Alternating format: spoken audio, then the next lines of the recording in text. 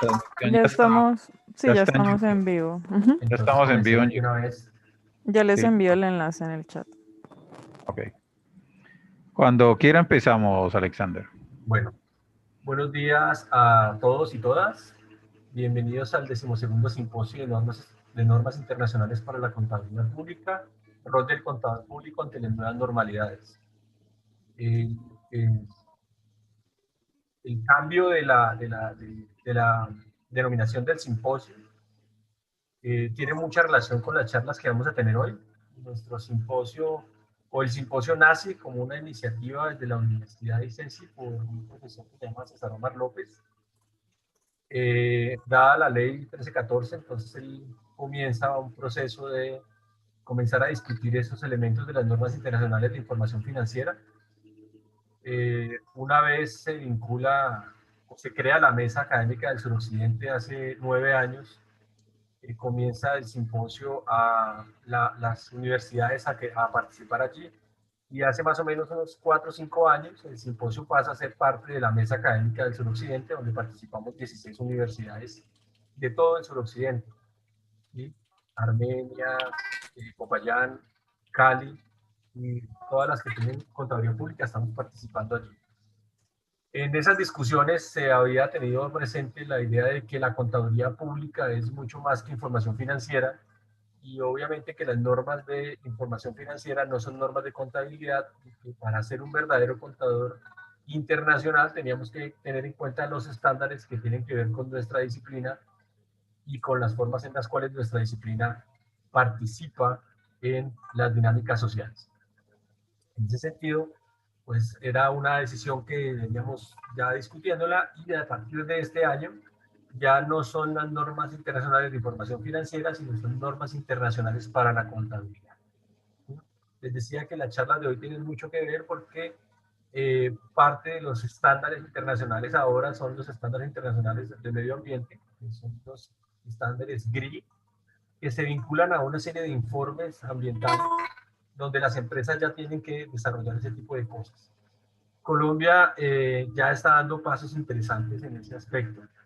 Tiene bastantes, digamos, ya hay bastante masa crítica para poder tener las discusiones, pero siempre es necesario como ponernos en discusión frente a eso. Eh, otro de los elementos que están allí es el compromiso social, algo que en una de las charlas para este simposio, Esteban Correa nos las ha, digamos, nos lo puso nuevamente de presente. Esteban ha trabajado bastante en la red de profesionales de contabilidad ambiental, a la cual hago parte, pero creo que el esfuerzo, dedicación y tesón de Esteban es la que ha mantenido ese espacio a flote, y con muchas iniciativas y muchos proyectos que más adelante se los estaremos comentando. Es el tema que él maneja, es el tema de su doctorado, es el tema que ha decidido como dar o ingresar allí de forma de cabeza para poder darnos algunos elementos. Eh, Nada, el día de hoy es todo ambiental, entonces vamos a la conferencia en la mañana eh, con, con 3 excelentes conferencistas, lo mismo en las horas de la noche. Y en las horas de la tarde vamos a hablar de ejercicio profesional en la ley 43. Se van a tocar algunos de estos temas, pero no va a ser sobre esto solamente, sino que se va a abarcar muchísimo más. Los espero en cada uno de los espacios. Me alegra mucho verlos acá, y le doy la palabra a la Universidad Anfitriona, la Universidad San Buenaventura de Cali, en cabeza del profesor Esteban Correa y la profesora Angélica. Muchas gracias, Alexander, por la presentación. Como lo dice Alexander, mi nombre es Esteban Correa, en representación de la Universidad de San Buenaventura, quienes tenemos hoy el deber y el honor de hacer pues toda la logística y la presentación del evento ahorita en la mañana y en la noche también. Reconocemos dentro del auditorio la presencia de nuestro director del programa de Contaduría Pública, Carlos Vargas. Bienvenidos y bienvenidos todos a este evento. vamos a hacer una presentación muy rápida de las personas que nos van a acompañar hoy. Tenemos como expositores a personas brillantes, personas que han dedicado su vida prácticamente a todos estos temas, no solamente de la contabilidad, sino que podamos decir de los temas ambientales también, de la sustentabilidad. Como un primer expositor tenemos al contador público Fabián Leonardo Quinche Martín.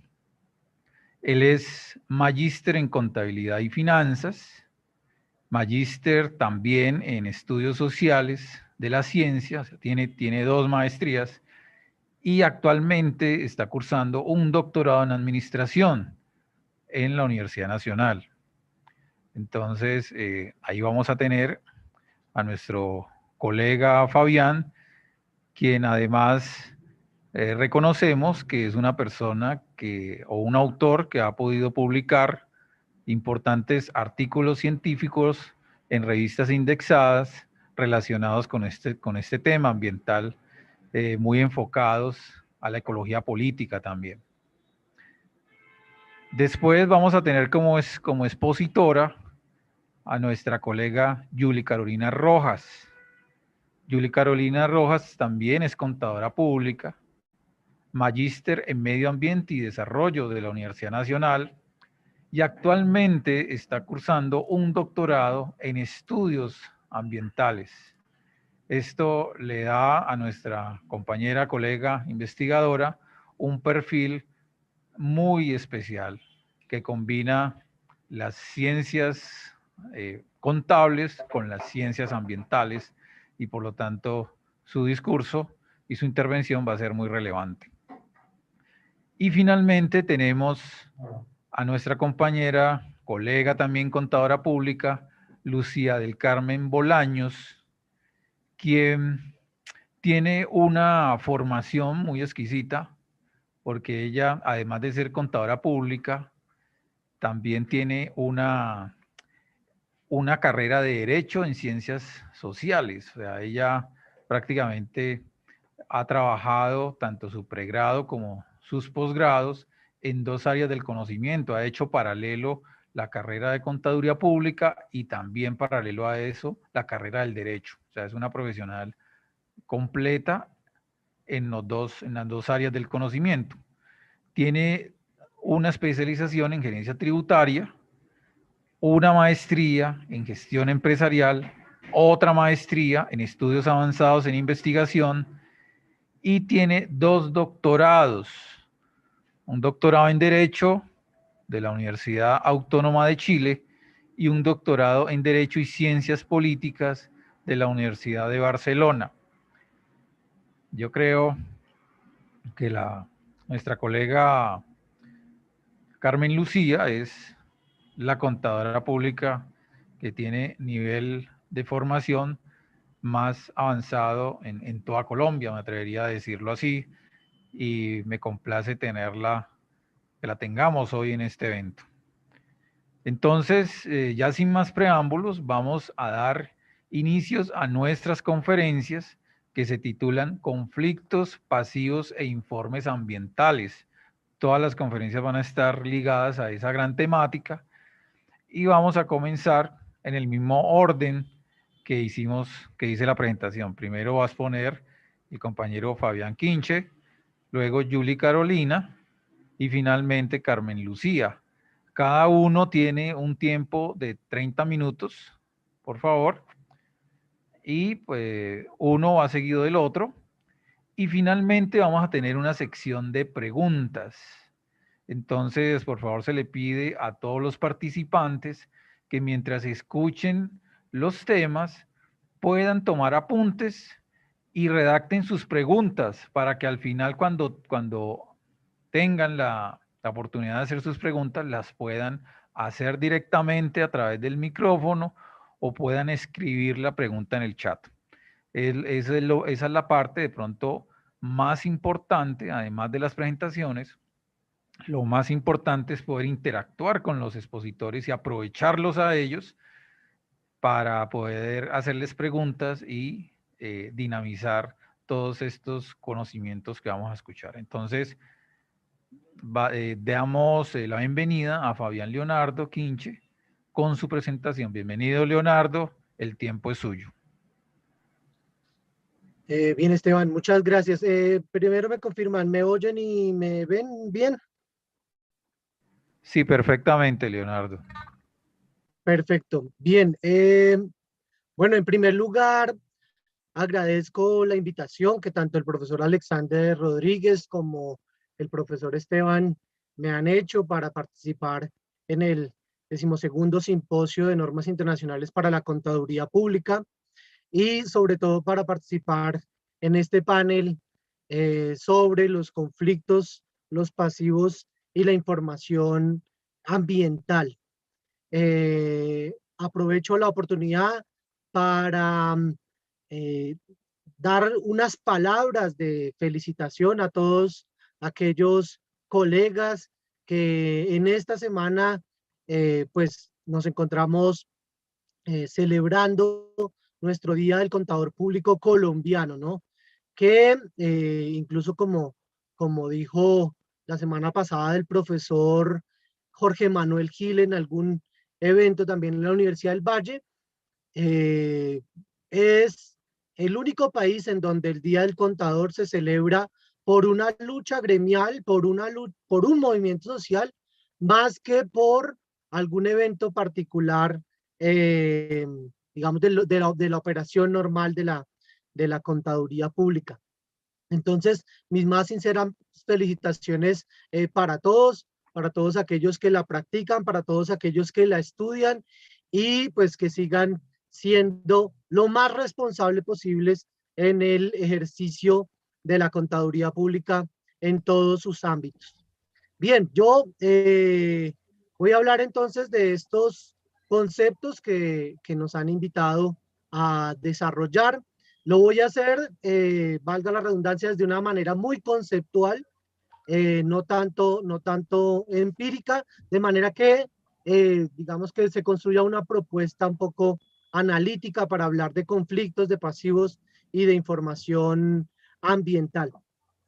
Entonces, el recorrido que vamos a hacer en esta presentación inicia por una perspectiva propia, no solo mía, es una perspectiva de un grupo de trabajo de diversos contadores, diversos investigadores que hemos asumido una mirada desde la ecología política, una mirada crítica de la contabilidad y que pues de alguna manera es la que alimenta esto que hoy voy a presentar. Entonces siempre voy a estar hablando, digamos, en términos plurales porque no es una mirada únicamente mía.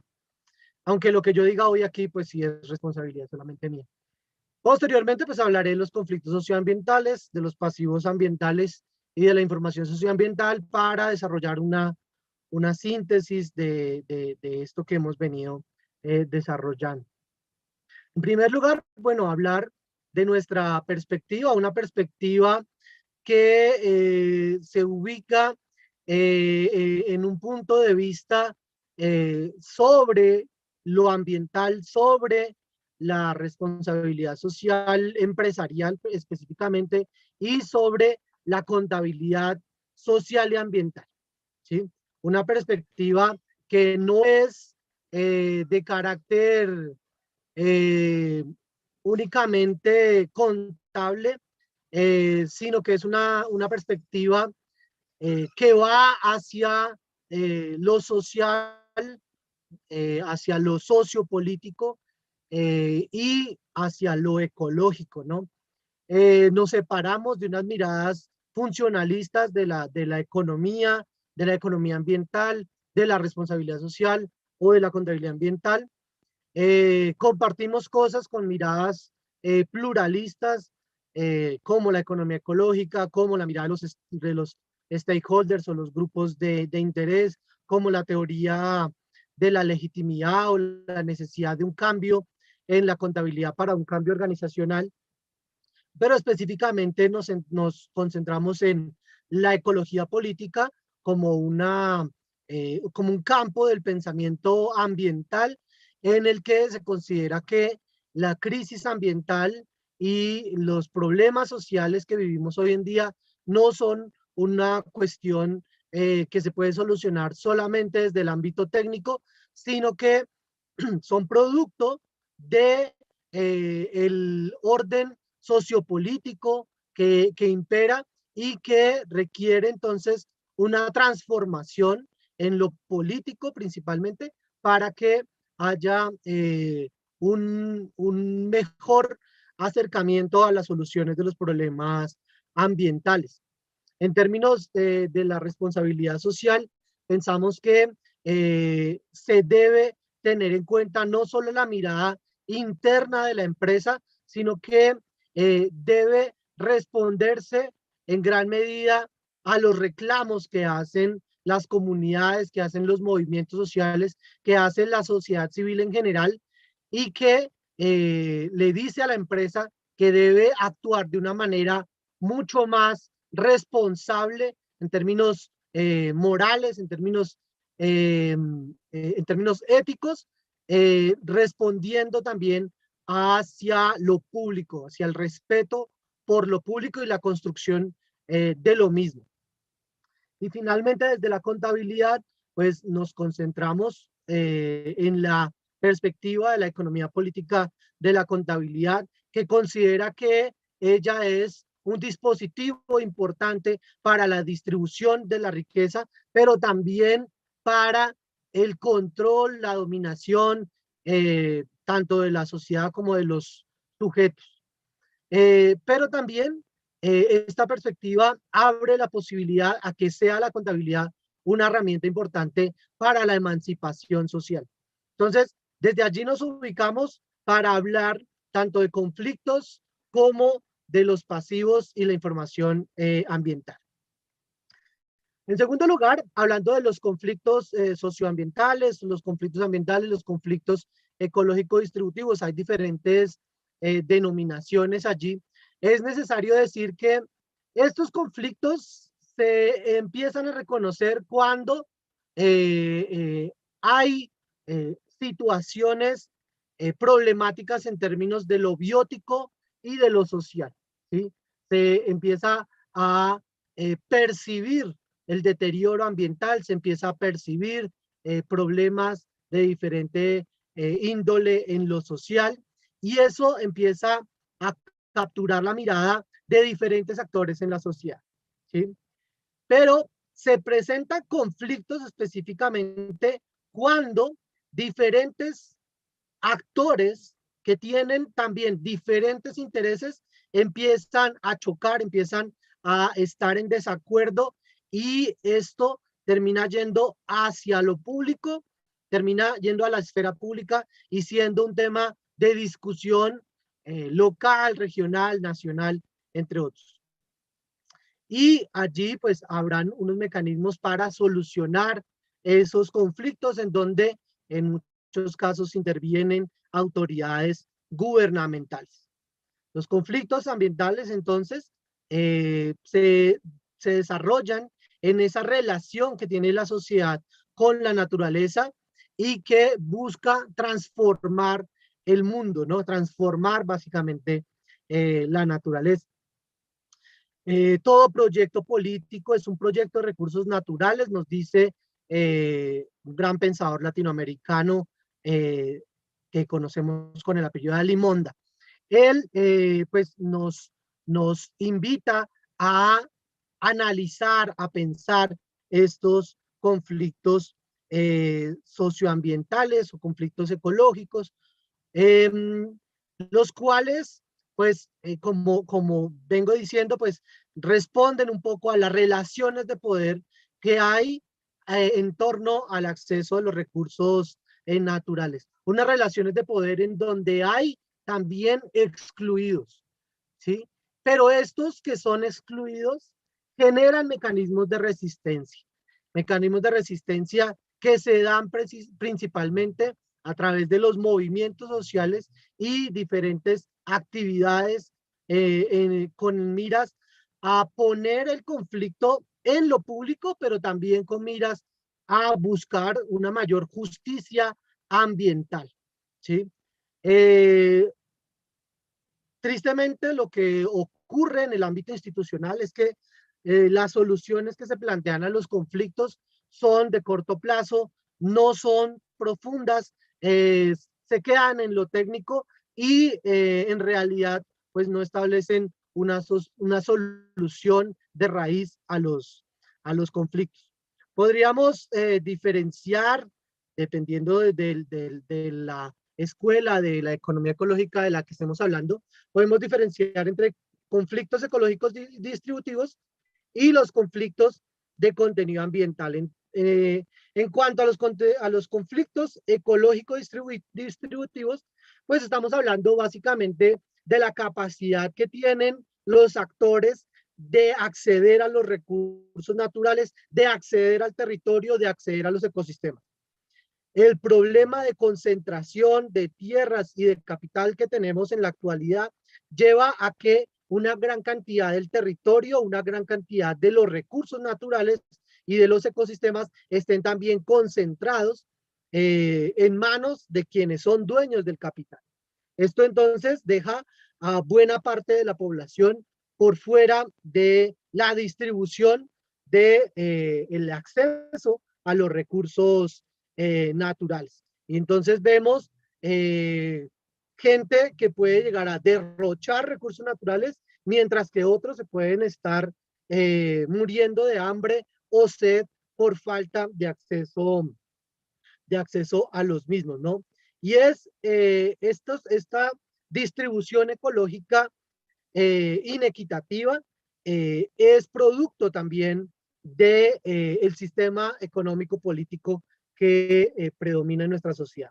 También podemos hablar de los conflictos de contenido ambiental, conflictos que no son específicamente relacionados con temas sociales, sino que van directamente a los problemas ambientales. Problemas que no se generan específicamente por un ejercicio de contaminación o por explotación de los recursos, sino también por esa mala distribución de los recursos y el mal uso que los poseedores de los recursos están haciendo de ellos, ¿sí?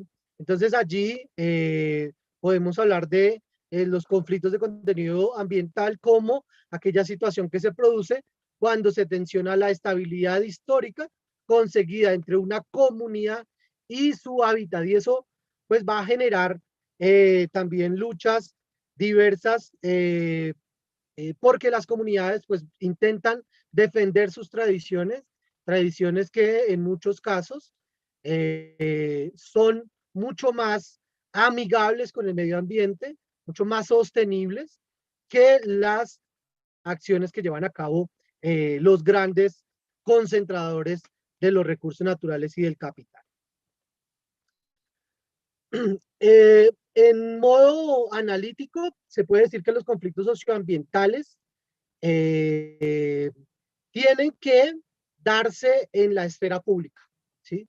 Involucran a más de un actor, los cuales poseen diferentes intereses y visiones acerca del uso de los recursos naturales, pero de manera importante implica acciones colectivas por parte de los actores, tratando de evitar los impactos negativos sobre el medio ambiente y sobre la sociedad.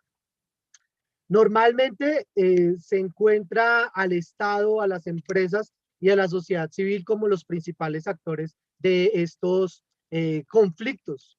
Y uno debería, en términos analíticos, identificar quiénes son los que generan el conflicto, quiénes son los que resisten al conflicto y por ende inician las actividades de resistencia, y quiénes son los reguladores, los intermediarios, los que actúan allí como mediadores para solucionar los conflictos.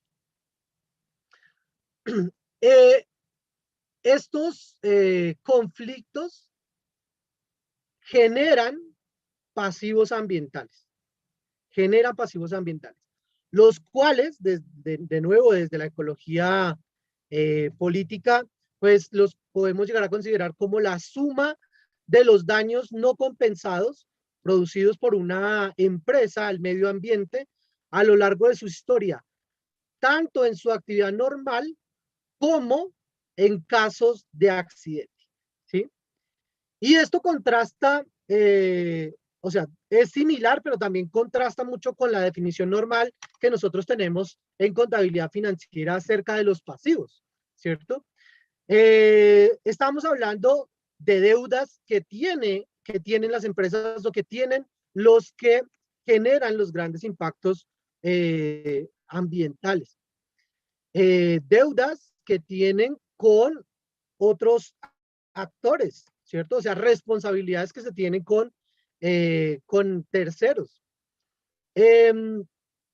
Pero pues nosotros en contabilidad financiera normalmente llegamos a registrar nuestros pasivos es porque tenemos identificados a esos terceros, tenemos identificados a esos actores y tenemos identificados o tenemos cuantificado el monto por el cual debemos responder. El problema con las deudas sociales y ambientales es que normalmente no se identifica a quién se le debe, ¿sí? En términos del conflicto socioambiental, para volver un poco allí, se habla de conflicto porque el afectado empieza a reclamar, empieza a resistir, empieza a establecer algunos mecanismos para poner en conocimiento público su situación, ¿sí? Y allí uno podría empezar a decir, se empieza a identificar el pasivo ambiental. Mientras que no haya una sociedad civil, no hayan unos actores que reclamen a las empresas por su pasivo ambiental, muy seguramente las empresas no van a identificar ni su pasivo ni el acreedor que le corresponde. Entonces, allí, en esta definición, en esta determinación de los pasivos ambientales, valga recalcar que se requiere la acción de la sociedad civil para identificar y determinar estos pasivos ambientales. Otra razón por la que normalmente no se reconocen los pasivos ambientales en las empresas es porque se considera los impactos sociales y ambientales como una externalidad, concepto que es ampliamente usado en la economía ambiental y que nos lleva a pensar solamente en términos monetarios y en términos de derechos de propiedad sobre los impactos socioambientales. Si nosotros, digamos que resumimos en una frase lo que es el pasivo ambiental, podríamos hablar de nuestra responsabilidad por nuestros actos pasados, ¿cierto? Responsabilidad, o sea, cosas por las que debemos responder, cosas por las cuales debemos rendir cuentas. Allí volveré en un momento. Siguiendo a estos autores, Joan Martínez Alier, Jordi Roca Yusmet, el colectivo de identificación de la deuda ambiental en España, podemos hablar de que el pasivo ambiental implica, por un lado, la valoración monetaria y por otro lado, la responsabilidad jurídica. En términos de la valoración monetaria, pues nos encontramos con un ámbito bastante discutible. Y es bastante discutible porque las mediciones que se llevan a cabo, que normalmente hablan en términos monetarios, desconocen o no están basados en la complejidad de los ecosistemas. Una complejidad en la que cualquier impacto puede causar cambios irreversibles. Cualquier impacto tiene una multidimensionalidad de consecuencias. Y esto no está siendo ampliamente reconocido por las mediciones monetarias que normalmente la economía ambiental propone. Por otro lado, estas mediciones se consideran que son arbitrarias, y son arbitrarias porque pues responden a una perspectiva que tiene unos límites en términos de su forma de pensar, unos límites estructurales también en términos del alcance al que pueden llegar con estas mediciones. Pero además desconoce la multiplicidad de valoraciones que los diversos colectivos le pueden dar a un ecosistema, a un impacto ambiental, a un recurso. Pues terminamos entonces aplicando unas mediciones que pueden llegar a ser bastante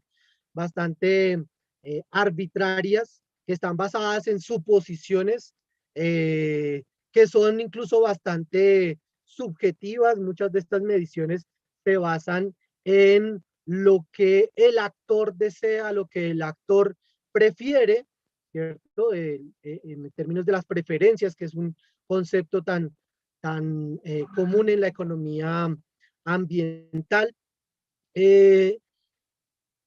Y pues entonces esto puede llevar a una mala definición del impacto ambiental. Estas valoraciones tienden a no ser suficientes para compensar los daños ambientales. Hay que decir, sin embargo, que el hecho de que haya una medición monetaria de los impactos ambientales o de los pasivos ambientales puede desincentivar la actividad de impacto ambiental que tienen las empresas. Y aquí empezamos a hablar de su responsabilidad. ¿Quién debe hacerse cargo de los daños? ¿Sí? ¿Será que esos daños pueden ser reparables? ¿Serán las empresas las que deben ser los responsables? Y cuando hablamos de las empresas, podemos caer en situaciones en donde las empresas cambian de dueño y allí, ¿quién se tiene que hacer responsable? ¿El nuevo dueño, el antiguo dueño? ¿El Estado? ¿Sí? ¿Qué pasa cuando una empresa se cierra, se liquida y el impacto ambiental o el pasivo ambiental no ha sido adecuadamente compensado? ¿Sí? Allí, de nuevo, y en esto quizás seré reiterativo, se requiere que actores sociales, los actores de la sociedad civil, estén constantemente vigilando a las empresas con miras a que ellas respondan por sus impactos sociales y ambientales.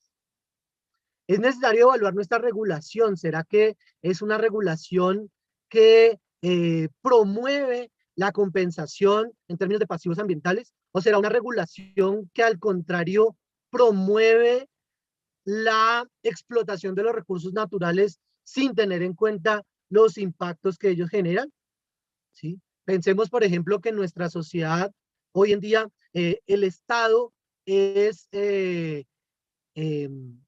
está incluso subsidiando actividades de minería, actividades de explotación minera y petrolera, energética, y eso pues significa un detrimento de nuestro patrimonio en términos naturales.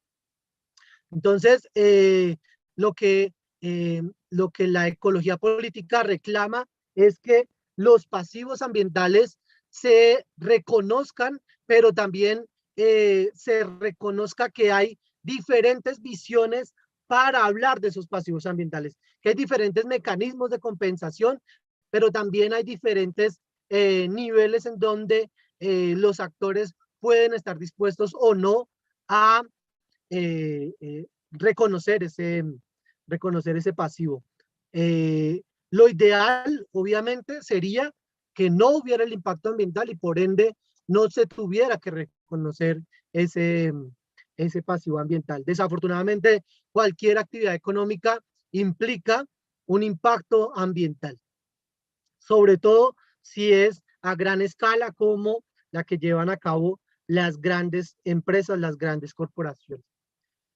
Bien, y en términos de la información ambiental, pues aquí hay que hablar es de la contabilidad, ¿no? Nuestra disciplina madre, por decirlo de alguna manera. Aquí es necesario discutir qué es eso de la contabilidad, ¿no? ¿Qué consideramos la contabilidad? En muchos casos se considera solamente como la elaboración de información financiera para que los inversores, acreedores, tomen decisiones de inversión y financiación, ¿sí? Esta es una visión bastante cerrada de lo que es la contabilidad. Ni siquiera es la definición más adecuada para hablar de contabilidad financiera, ¿sí?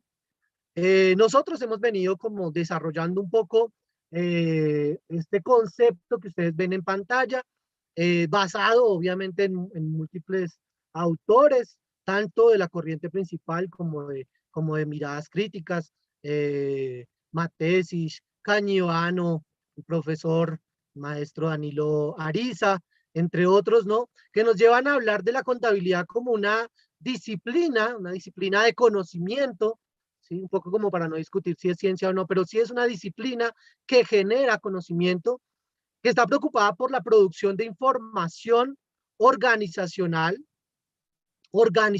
no solo empresarial. Son diferentes tipos de organizaciones en diferentes niveles, e incluso podríamos hablar de otro tipo de ente contable. Y esa información se considera que es necesaria para el control, principalmente para el control. Desde que nosotros empezamos a registrar cosas en la contabilidad, empezamos a generar mecanismos de control sobre los recursos con los que contamos. La planeación, la toma de decisiones y de manera importante para esta sesión, la rendición de cuentas. La rendición de cuentas o lo que también en inglés se denomina el accountability. Hablamos de diferentes tipos de organizaciones, ¿no? Las familias, entidades sin ánimo de lucro, las entidades del sector público, la nación, ¿no? Y para esto el desarrollo de la macrocontabilidad ha sido bastante importante. Una información que puede ser tanto cuantitativa como cualitativa, ¿sí? Y aquí esto de rendir cuentas, por ejemplo, puede ser bastante diciente de la importancia que hay entre la información cuantitativa y la cualitativa.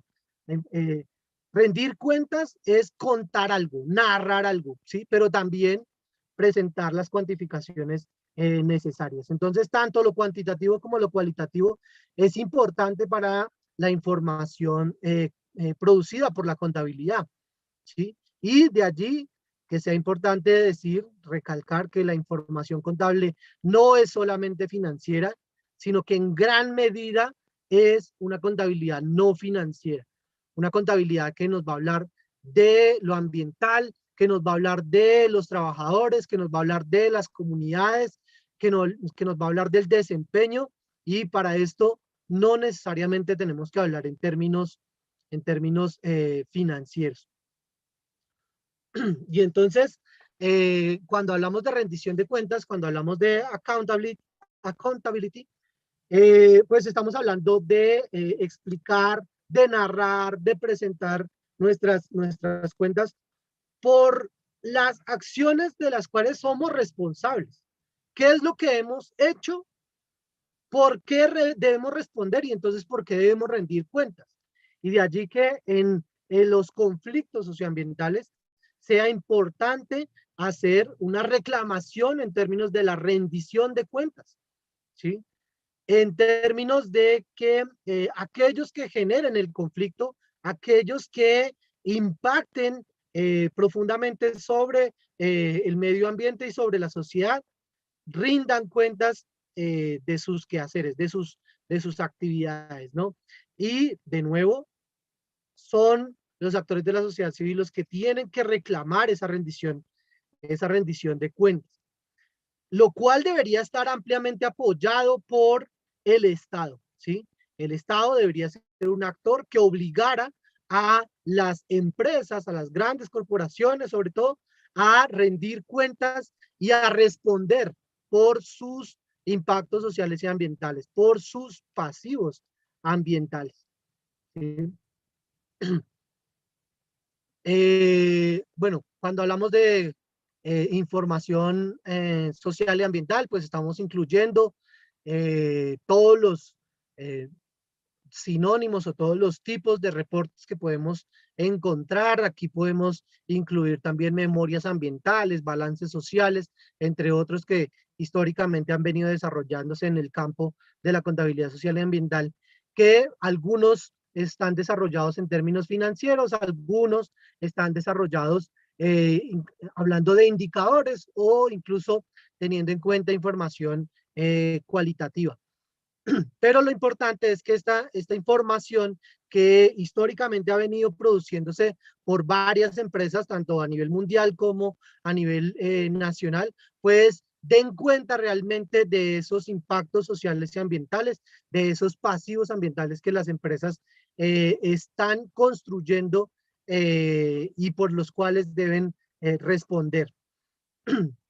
Normalmente este tipo de información pues nos va a hablar de la comunidad, de la sociedad, de los empleados, de los impactos ambientales, ecológicos, incluirá también temas financieros y de allí que uno pueda acercarse a esa definición de la triple línea de resultados o triple bottom line que desde la década de los 90 se ha venido estableciendo para hablar incluso de los informes de sostenibilidad, una mirada que incluso GRI mantiene, ¿no? GRI establece unos estándares en los cuales hay que hablar en términos básicamente de los impactos ambientales, los impactos sociales y los impactos económicos.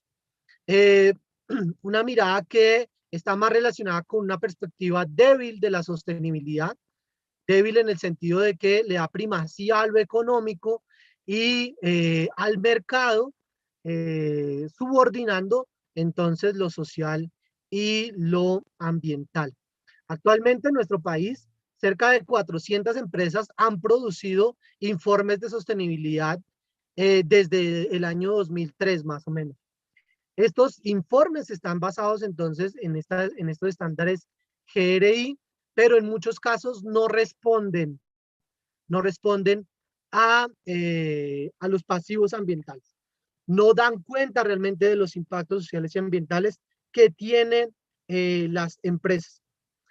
Y aquí, pues la investigación desde la teoría de la legitimidad, desde la economía política de la contabilidad, pues nos ha venido enseñando que la información social y ambiental que producen las empresas tiende a ser elaborada con miras a que la empresa mantenga su aceptación social, pero no porque ella tenga un compromiso con disminuir su impacto ambiental.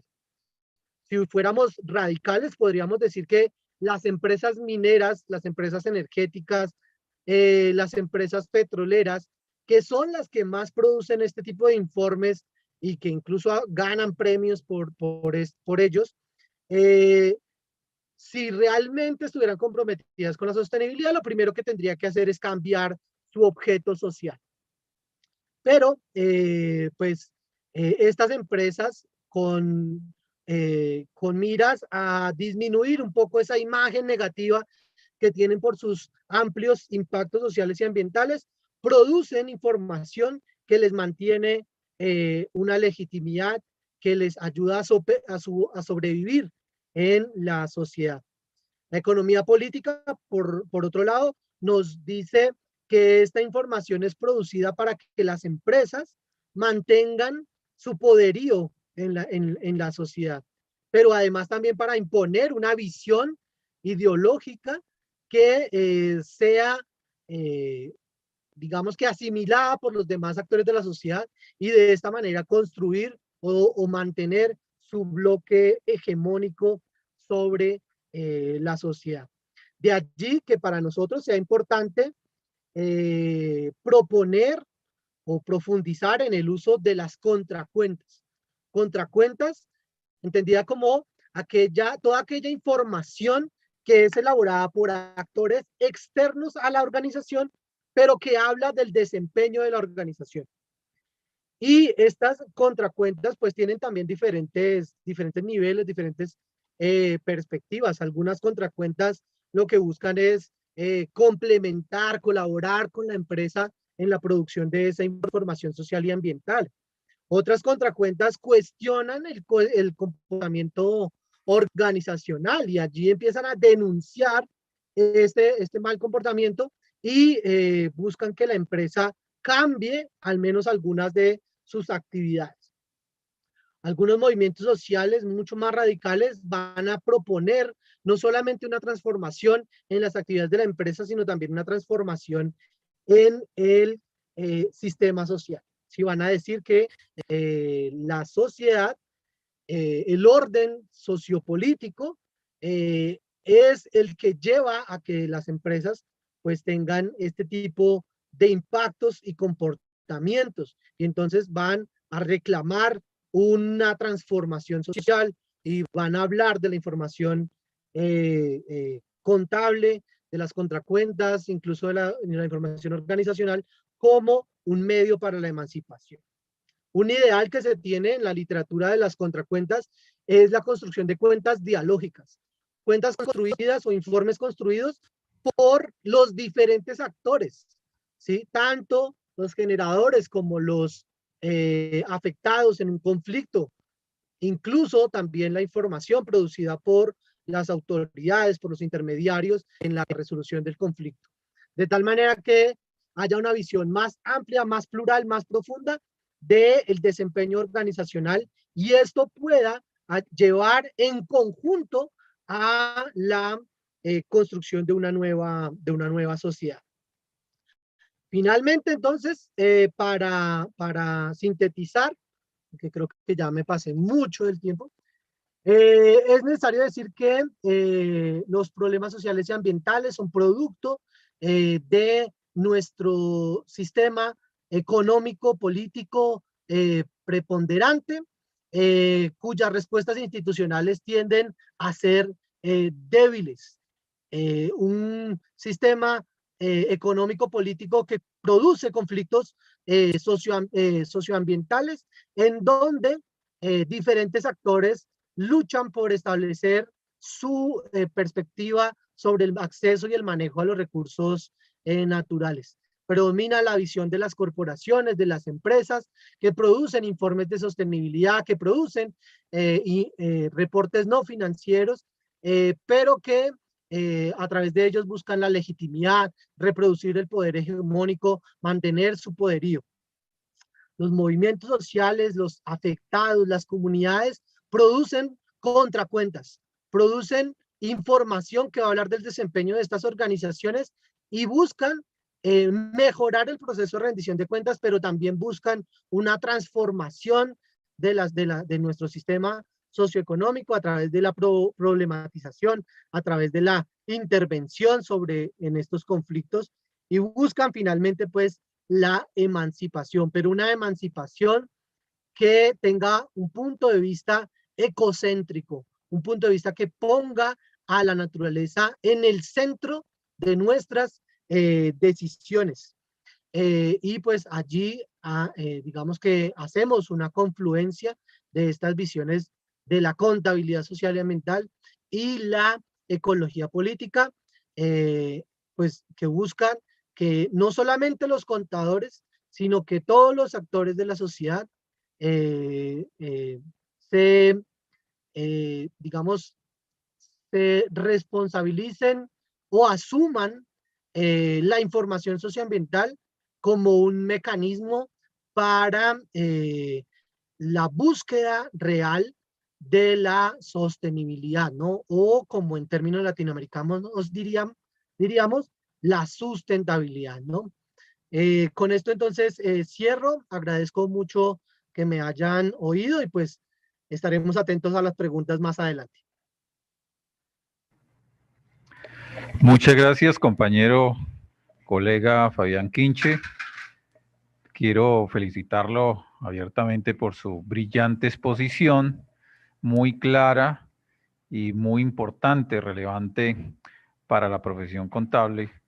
Y yo me atrevería a decir que el compañero Fabián Quinche, yo sé que él es muy modesto y no sé cómo va a tomar esto, pero yo me atrevería a decir que el compañero Fabián Quinche es un referente nacional relacionado con la contabilidad ambiental y esos puentes que se están realizando con otras áreas del conocimiento como la ecología política.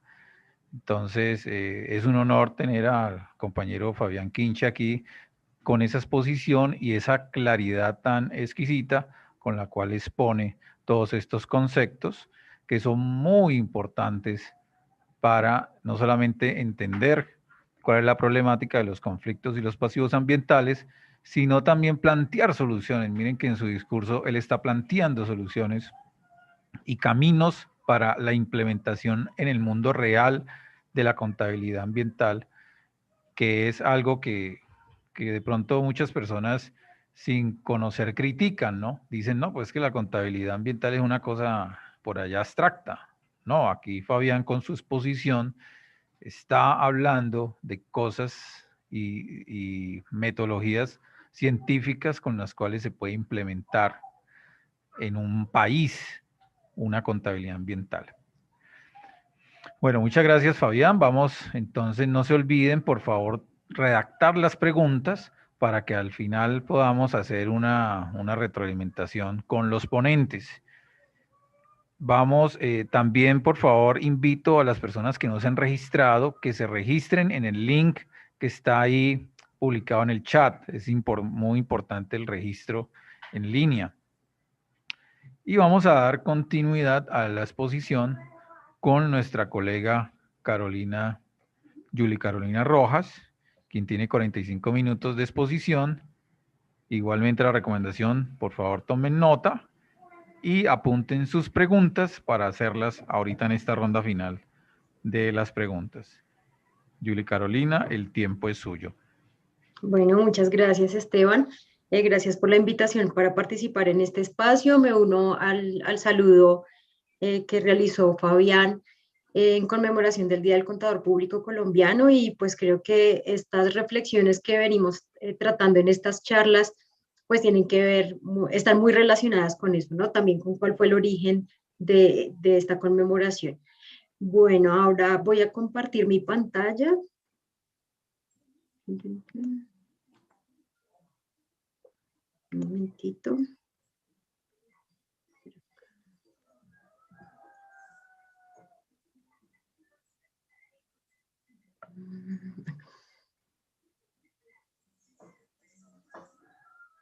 Por favor, me confirman si ya se puede ver. Sí, ya la vemos. Puede ver. Ok, bueno. La vemos perfectamente.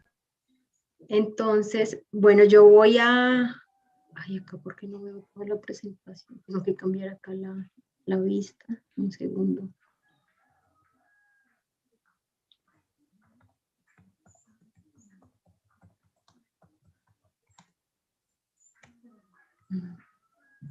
Eso. Listo. Es que no veía toda la presentación, toda la diapositiva. Bueno, entonces les voy a contar de qué trata mi presentación. La titulé Retos de la Academia Contable para visibilizar prácticas de sustentabilidad de comunidades campesinas en Colombia.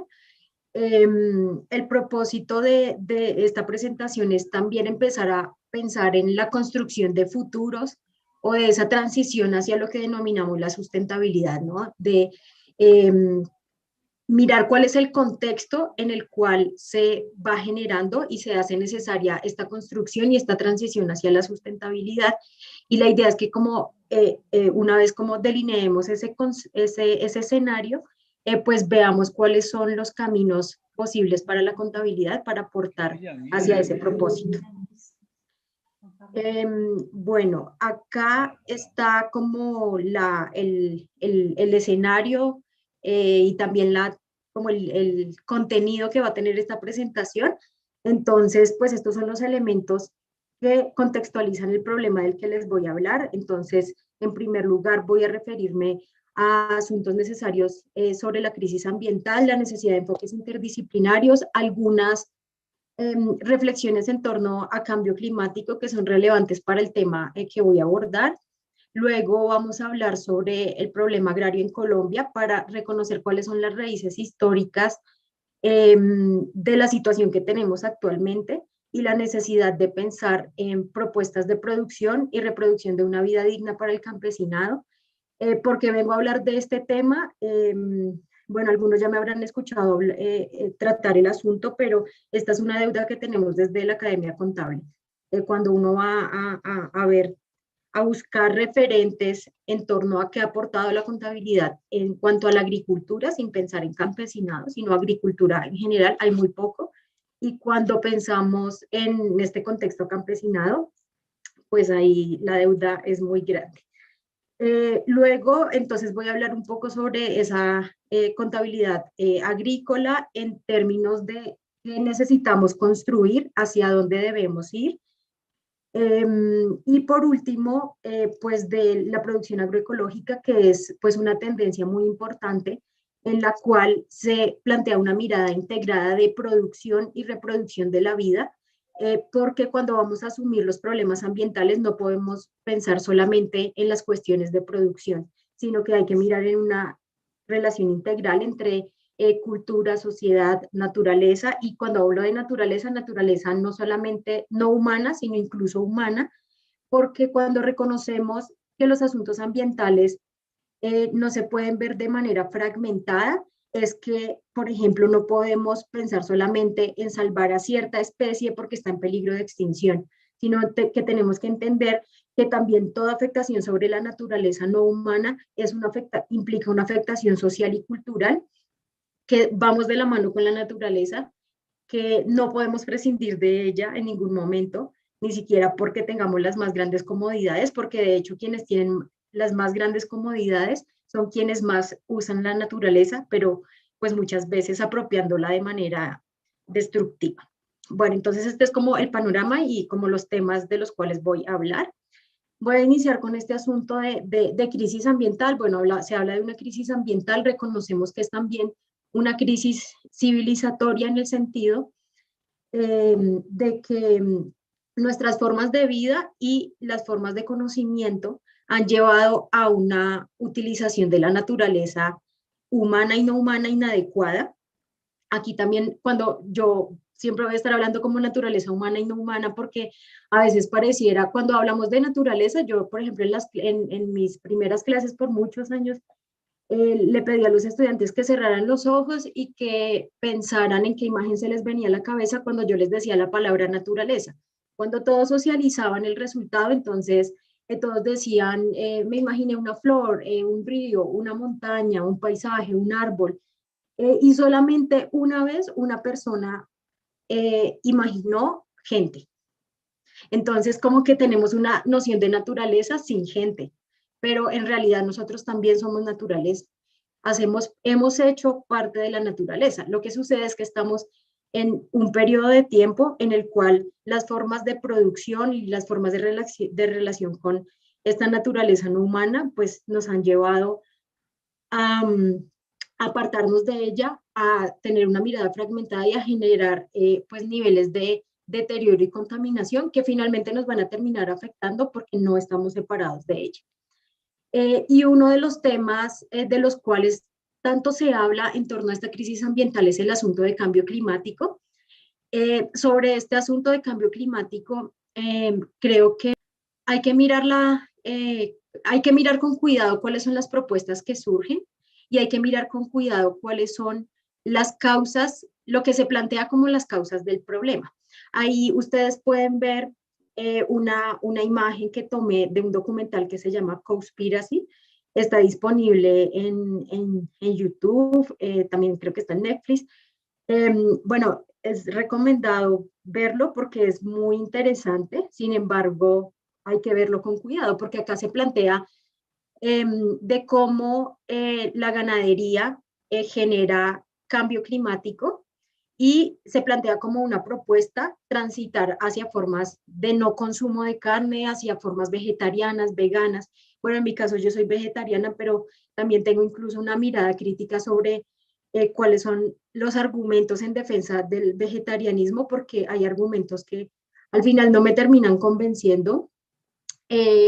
Entonces, claro, acá se habla de que no hay que consumir carne porque la vaca genera altas emisiones de gases de efecto invernadero. Sin embargo, el problema creo que no es la vaca, y el problema no es la producción de carne en sí misma o el consumo de carne, sino el alto nivel de consumo y cuál es la forma de producción de la vaca. Porque es que la vaca de todas formas viene de la naturaleza, ¿sí? La vaca, digamos que hay que mirar, hacer unas análisis y unas miradas dialécticas, ¿no? La vaca se convierte en un problema en escenarios como Colombia, cuando tenemos grandes extensiones de tierra en manos de pocas personas que ponen vacas para, ¿cómo se llama esto? Como para justificar actividades productivas, destinando terrenos que no tienen esa vocación solamente para la agricultura, para la ganadería extensiva. Pero hay otras formas de ganadería que pueden resultar incluso provechosas para la recuperación de suelos, y desde algunos enfoques de la agroecología pues demuestran que eso es posible. Entonces, pues les invito a que vean ese documental, que en verdad es muy interesante, pero que lo hagamos con una mirada crítica, porque ahí al final pareciera que el problema fuera la vaca y no podemos terminar odiando la vaca, porque realmente el problema es cómo nos relacionamos con la vaca, cuál es la forma de producción que estamos planteando.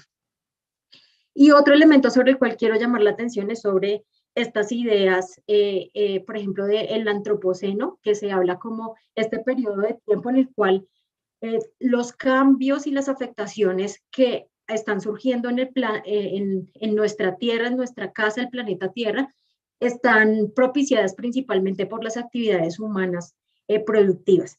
Sin embargo, al menos en mi caso, yo me alejo de ese concepto del antropoceno, porque eso es, como lo muestra ahí en esa imagen, como ponernos a todos en la misma bolsa, como si todos hubiéramos propiciado esos impactos sociales y ambientales en la misma escala y con la misma responsabilidad, y eso no es así. En ese sentido me acerco más al concepto de capitaloceno, en el cual se dice, no, un momento, no nos pueden poner a todos en la misma bolsa, porque eso implica desconocer la responsabilidad, implica desconocer que en los grupos humanos hay diferencias en la responsabilidad sobre el deterioro ambiental. Y, por ejemplo, en ideas como que los pobres contaminan por ser pobres, ahí yo desde años como que me alejo de esa idea, que viene también pues de nociones del ecologismo de los pobres, en el sentido de que se plantea pues que los pobres contaminan por ser pobres, pero eso, antes que eso hay que reconocer cuáles son las raíces históricas de por qué la gente llegó a esa situación, y que tiene que ver con la acumulación de riqueza, que tiene que ver con llevar bienestar social y económico a ciertos sectores sociales, que además son muy pocos en relación con los que se ven afectados, ¿no? Porque ahí en la imagen pues se muestra cómo el hambriento se convierte en hambriento al final, porque está llenándole la panza pues a ese que acumula tanto, ¿no? Como esa representación del que sí se beneficia del capitalismo. Entonces, pues ahí es como que no perdamos de vista que existen esas diferencias, que no nos pueden poner a todos en la misma bolsa, porque además hay mucha gente que desde hace años está realizando acciones como por ejemplo agroecología, agricultura urbana, protección de zonas naturales, zonas de reserva natural. Entonces no nos pueden poner a todos en la misma bolsa, porque podemos tener una mirada pesimista frente a los humanos. Sin embargo, en verdad yo prefiero tener una mirada esperanzadora, también por lo que he visto recorriendo el país, conociendo experiencias. Yo creo que hay gente impresionante que estamos muy dispersos, ¿no? Como que hay muchas propuestas, y el problema no es que existan las propuestas, sino que están dispersas y no nos vemos, hay que hacerlas visibles, y creo que ahí también hay un reto para la academia en general. En segundo lugar, entonces me voy a referir a lo que es el problema agrario en Colombia. Entonces, pues para reconocer las raíces históricas del problema, aquí revisar algunos datos. Estos son datos del Censo Nacional Agropecuario, el último Censo Nacional Agropecuario.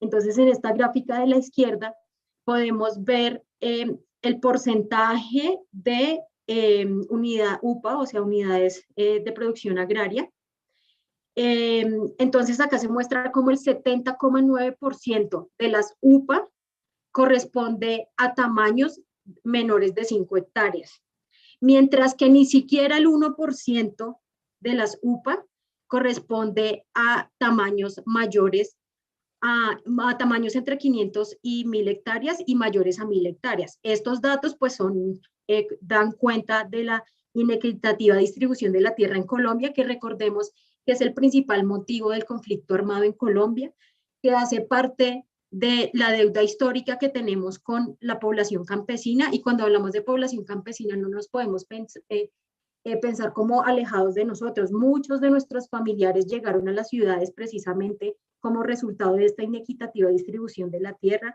muchos a lucharse la vida, muchos no llegaron a encontrar oportunidades, sino a lucharse la vida, que son dos escenarios distintos. Y acá por el otro lado, entonces vemos cuánta tierra, o sea, el 60,1% de la tierra corresponde a unidades productivas de más de 1000 hectáreas. Esta es la cantidad de tierra, pero fíjense que ese 60,1, y si le sumamos este 5, 65,1%, le pertenece al 0,4% de las unidades productivas. Mientras que solamente el 2,4% de la tierra le pertenece a este porcentaje de 70,9% propiedades. Eso significa que mucha gente produce alimentos en unidades productivas muy pequeñas, y eso genera pues esa inequitativa distribución de la tierra. También hay datos en los que se demuestra que son estos pequeños productores los que nos están propiciando la mayor cantidad de alimentos, porque ¿qué pasa en estas grandes fincas? Pues que resultan improductivas, porque hay lugares donde por cada 5 hectáreas hay una vaca. Eso es tremendamente improductivo. Bueno, y sin contar con la utilización de suelos inadecuada. Entonces, en esta gráfica, todas estas informaciones son informaciones oficiales que tienen que ver con este Censo Nacional Agropecuario. Acá, por ejemplo, se muestran cifras sobre utilización y subutilización de los suelos. Y aquí tenemos unas gráficas en las que se muestra cómo se está distribuyendo o cómo se está haciendo el uso del suelo rural. Entonces, a mí esto me genera ganas de que nos repensemos este asunto, porque resulta que los usos del suelo se dividen, también se fragmentan, ¿no? Entonces, acá, por ejemplo, el 50,6% se destina a bosques nacionales, el 40,6% a uso agropecuario, y de ese 40,6%, el 80,4% está destinado a pastos, el 0,5% a infraestructura agropecuaria y el 19,1% a producción agrícola. Entonces, cuando uno ve estas cifras, uno dice, o sea que no pueden estar juntos la ganadería con la agricultura. Y cuando uno va a ver las formas tradicionales de producción campesina, generalmente eso está junto, eso se va rotando, pero en las cifras oficiales eso se está viendo de manera fragmentada, ¿no? Y una de las cosas sobre las cuales se llama la atención es que la vocación, lo que plantean en cuanto a la vocación de los usos del suelo es que son principalmente agrícolas, pero están siendo usadas principalmente como pastos. Y en cualquiera de los escenarios me parece que hay que plantear la posibilidad de un uso integrado del suelo rural. ¿Por qué separar animales de plantaciones si es que los animales producen el abono para fertilizar a las plantaciones y para poder tener productos mucho más nutritivos? Aquí estas son otras gráficas que pues muestran mejor esa distribución entre pastos y uso agrícola. Si nos damos cuenta, pues predomina pues la utilización de pastos, como es evidencia ahí, pero también miren el porcentaje de uso agrícola, que es primordialmente alto en unidades productivas entre menores a 5 hectáreas y de 5 a 10 hectáreas. Entonces acá empiezan a aparecer reflexiones como, bueno, pero si al final los que nos están brindando los alimentos son estos que tienen muy poca tierra, ¿por qué les seguimos dejando todas esas esas tierras a los que son más improductivos, ¿no? Porque esto tiene que ver con los argumentos desde los hechos de, bueno, quién tiene la tierra y para qué tiene la tierra y cuál es el propósito y sentido de esto. Bueno, aquí esta gráfica, pero la voy a pasar muy rápido, pero ya ustedes ahí pueden como mirar datos a primera vista. Esteban, si me confirmas cómo estoy de tiempo, porque creo que no miré la hora de referencia para saber qué tanto más me puedo extender. Quedan 20 minutos. ¿Quedan 20 minutos? Ok, la mitad del tiempo, listo, perfecto.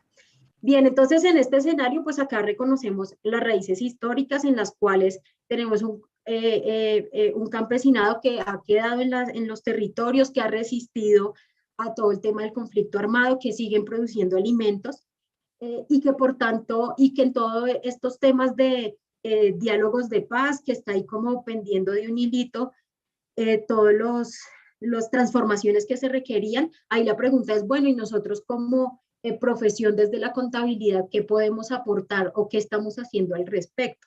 En este escenario, ¿para qué podemos servir? Entonces, pues acá lo primero es como reconocer cuáles son las limitaciones que hay en cuanto a los conceptos que utilizamos.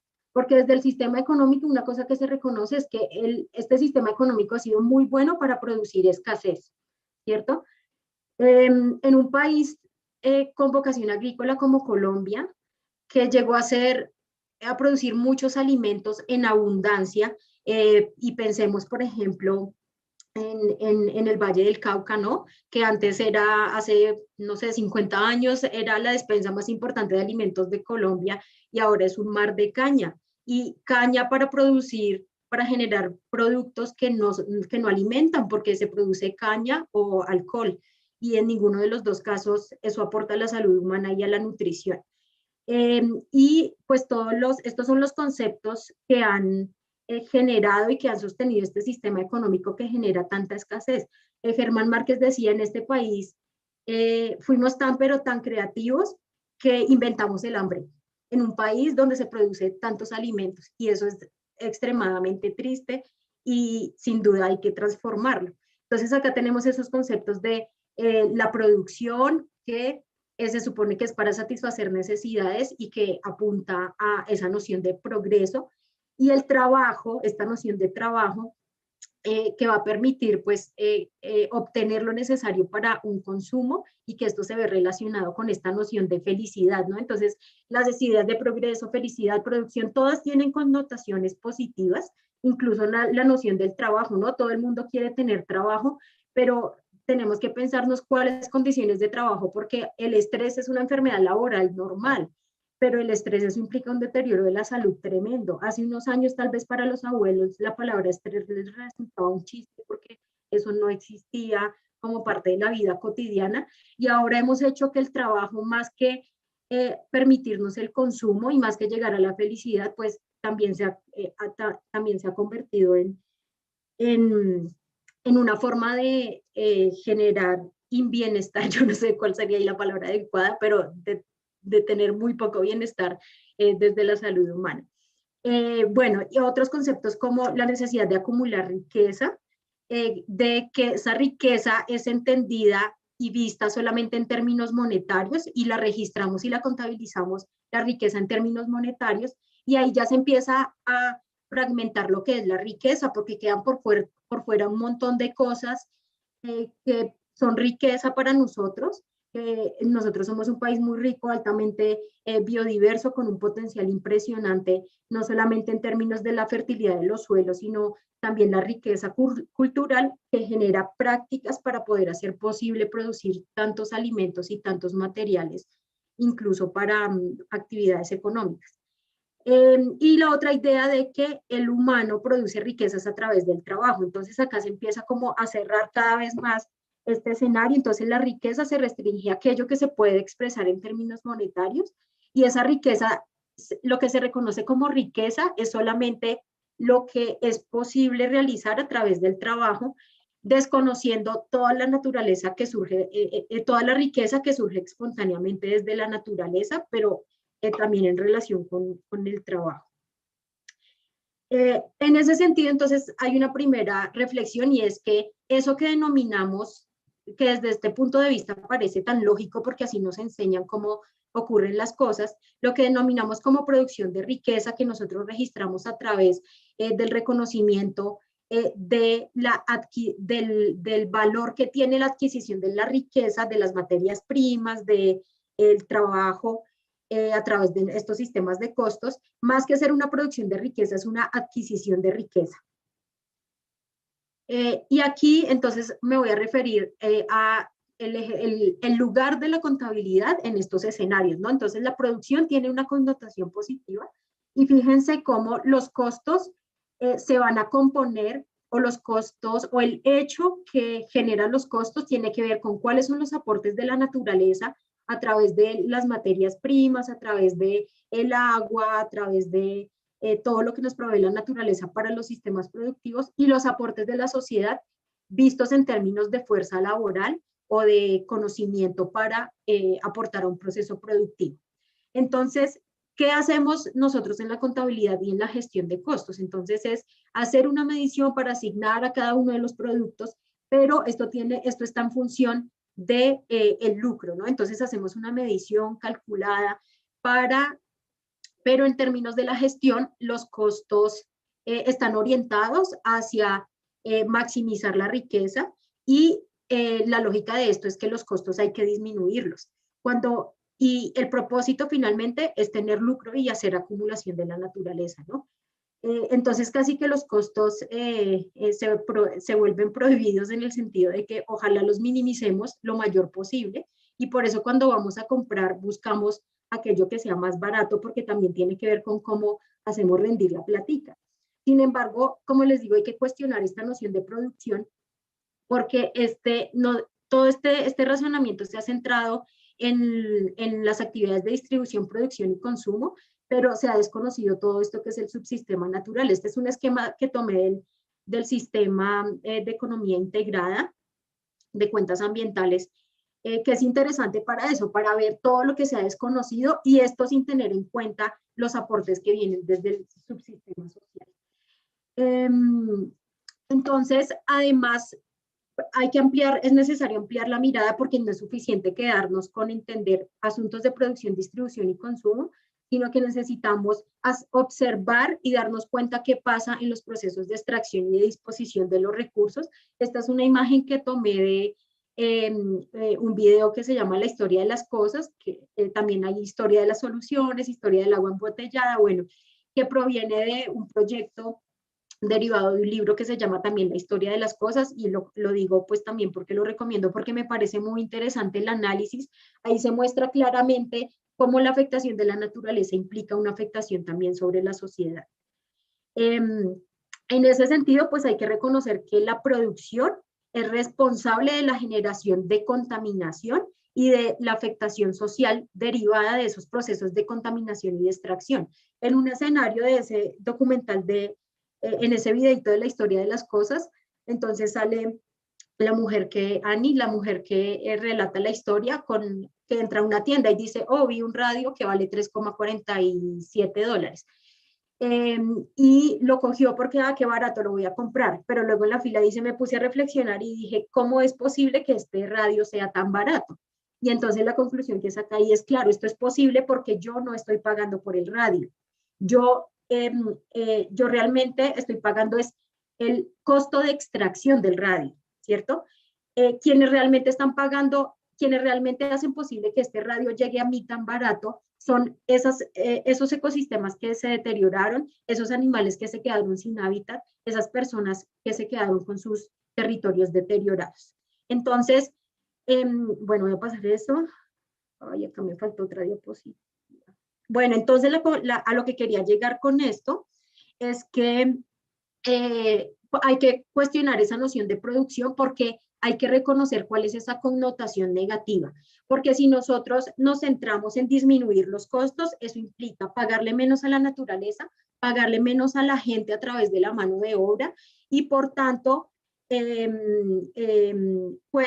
no reconocer los aportes que hace la naturaleza y la sociedad a la actividad productiva, y generar, por ejemplo, desempleo que socialmente es indeseado, o generar destrucción de la naturaleza que socialmente es indeseado. Entonces ahí hay una contradicción entre qué pensamos que es el desarrollo, entre comillas, hacia dónde queremos orientar esto de la sustentabilidad. Y yo creo que si queremos orientarnos hacia la sustentabilidad, hay que empezar a reconocer, a valorar y a retribuir el aporte que hace tanto la sociedad como la naturaleza a las actividades productivas, y por supuesto reconocer esa parte negativa que no está incluida en las cuentas contables, que no está en la contabilidad, y ahí pues tenemos mucho por hacer. Y en cuanto a qué puede hacer la contabilidad al respecto, pues esto lo he tomado sobre todo en la literatura, de los textos que he encontrado, se habla sobre dos caminos posibles. Uno, de realizar modificaciones a la contabilidad tal como existe, y de allí surgen propuestas como sistemas de gestión ambiental, en torno a la cual se hacen costeos ambientales, los reportes de sostenibilidad, como lo mencionó Fabián, y internalización de externalidades. Pero hay otro camino, que es repensar incluso los pilares de la contabilidad, y está asociado a transformar los principios contables pues de acuerdo a una mirada más integral, incluir formas de medición y valoración distintas. También Fabián se refirió a este tema de la necesidad de incluir mediciones incluso también cualitativas y otras valoraciones que tal vez ni siquiera se puedan medir, pero sí se puedan tener en cuenta, ¿no? Tener en cuenta no necesariamente implica poner un número. Y pues asumir, por supuesto, una mirada de la complejidad. Entonces, en torno a esto, pues la propuesta es a que esta visión que construyamos sea una visión de carácter integral, en el cual se reconozcan las estrechas relaciones entre el sistema social y el sistema no natural, pero eso parte de unas visiones de mundo, ¿sí? Eso parte de transformar la noción de producción, de no mantener esos mismos ideales, porque como decía el lunes también en un evento académico de estos, si nosotros queremos cambiar las cosas haciendo lo mismo, pues eso no va a pasar. Como dice en una canción de Calle 13, si quieres cambio verdadero, pues camina distinto, ¿no? Bien, entonces voy aquí a continuar con la siguiente. Entonces, en ese sentido, pues se habla de pensar en una aproximación dialéctica. Entonces, esto en términos de la contabilidad implica lo siguiente, y voy a leer este texto del centro que dice: claro, la contabilidad que vemos que ha aportado a desconocer los aportes de la sociedad y de la naturaleza a las actividades productivas en función del lucro. Pero acá lo que planteo es que el problema no es la contabilidad, sino la manera como nos relacionamos con ella, desde visiones de mundo particulares, que implican prácticas culturales de relacionamiento social y de uso y apropiación de la naturaleza determinadas a partir de las relaciones de poder. ¿A qué me refiero? Por ejemplo, si desde la contabilidad nuestra noción, nuestra visión de mundo es que hay que obtener lucro y maximizarlo como sea, vamos a querer minimizar costos, y eso implica pagar lo más barato posible por la naturaleza y pagar lo más barato posible por la mano de obra. Y creo que eso hay que transformarlo, porque si no, no vamos a poder transitar hacia la sustentabilidad. Yo creo que la contabilidad tiene unas potencialidades impresionantes, y así como la contabilidad se puede ver como parte del problema ambiental a través de esas nociones de producción, a través de la manera como aporta la financiarización, también la contabilidad se puede transformar, y podemos hablar de posibilidades de construir una contabilidad para la sustentabilidad. Yo creo que ya hay varias propuestas al respecto, y aquí lo que planteo en este cuadrito rojo de la derecha es que para eso es necesario pues hacer un diálogo de saberes, porque en estos tránsitos hacia la sustentabilidad y hacia la necesidad de construir futuros posibles, y posibles en el sentido de que si vamos a pensar en propuestas que impliquen seguir deteriorando la naturaleza, ese no es un futuro posible. Es posible si nosotros mantenemos relaciones de producción respetuosas con la naturaleza, pero ello implica que nos acerquemos hacia estas esferas de lo que implica el diálogo de saberes, que implica transformar las relaciones de producción, de reproducción y de ocio. Porque miren, desde esa connotación positiva de producción, el ocio se ve como algo negativo, pero el ocio puede contribuir al bienestar humano. puede contribuir incluso a que si yo me desconecto de la actividad que estoy haciendo, cuando yo vuelvo a esa actividad lo voy a hacer bien, ¿sí? Me va a rendir, de hecho voy a ser productivo de verdad. Las esferas de la reproducción y del ocio, por tanto, han estado apartadas de la contabilidad.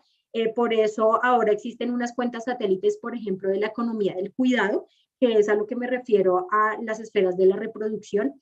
Y el ocio como que se ve como, bueno, y usted, cuando uno conoce a una persona es como, bueno, ¿y usted qué hace? Cuénteme a qué se dedica. Entonces, si no estás trabajando o estás estudiando, pues cuál es la categoría que va a tener, como el vago, no hace nada en la vida, no se sabe qué quiere ni para dónde va. Pero creo que hay que reconfigurar también esa idea del ocio y mirar cómo eso aporta incluso a mejorar las actividades productivas, pero también a que tengamos un equilibrio físico y psicológico adecuado, porque también somos sociedades pues con afectaciones psicológicas a las que no les hemos puesto cuidado. Bueno, otro elemento importante para construir una contabilidad de tránsito hacia la sostenibilidad es el tema de la diversidad, porque la diversidad se reconoce como un principio importante para la sostenibilidad. Y aquí, pues yo traigo como una reflexión de esta lectura que está ahí citada en la parte de abajo de la diapositiva, en cuanto a que esta diversidad implica reconocer no solamente, por ejemplo, que las mujeres estemos en ciertos escenarios, porque no es solamente de hacer presencia, sino de ser tenidas en cuenta, ¿sí? Porque cuando hacemos estas discusiones entre los machismos y los feminismos, de fondo lo que hay es la necesidad del reconocimiento de lo femenino, porque esas cualidades, claro, todos tenemos ciertas cualidades masculinas, ciertas cualidades femeninas. En las mujeres generalmente predominan estas cualidades femeninas, pero los hombres también tienen cualidades femeninas. Lo que sucede es que en la esfera pública, en los espacios de trabajo, en los espacios académicos, lo que sigue privilegiándose son esas cualidades masculinas, porque estas cualidades femeninas tienen que ver mucho con cuestiones sutiles que incluso a veces no se pueden ver, que no se pueden cuantificar, que no se pueden a veces incluso expresar, pero que son formas que también nos podrían permitir acercarnos a construcción de conocimiento. Yo creo que para transitar hacia esto de la sostenibilidad, de la sustentabilidad, perdón, este es un elemento de cómo incluir esta feminidad en los escenarios académicos, en los escenarios políticos sobre los cuales hay deuda. Bueno, quisiera decir más cosas sobre eso, pero por cuestiones de tiempo no. Entonces acá pongo esta diapositiva para relacionarla con esto de la diversidad y de tener en cuenta pues estos asuntos, de lo femenino, porque esto lo tomo de una lectura en donde se habla del empoderamiento de las mujeres. Bueno, también hay unas visiones latinoamericanas en las que se plantea que no debemos hablar de empoderamiento, sino de fortalecimiento, porque siempre que yo hable de empoderamiento, eso implica ejercer poder sobre el otro y dominar a otro, y no se trata de eso. Pero acá lo interesante de esto es que se habla de diversas esferas de empoderamiento, y yo creo que para construir actividades productivas más justas deben ser equilibradas con las actividades reproductivas, incluso con estas actividades de ocio, y en ese sentido debemos pensar no solamente en los asuntos económicos, sino también en esa participación desde lo personal, de ser capaces de actuar con nuestros talentos, el empoderamiento sociopolítico, de poder participar en estos escenarios sociales donde podamos transformar las cosas, el empoderamiento espacial, que tiene que ver con tener visibilidad y voz, y para eso yo creo que ahí es donde la contabilidad tiene una labor muy importante para ayudar a construir argumentos sobre, por ejemplo, qué tan productivos pueden ser los campesinos, cómo esas producciones que son productivas pueden hacerse bajo formas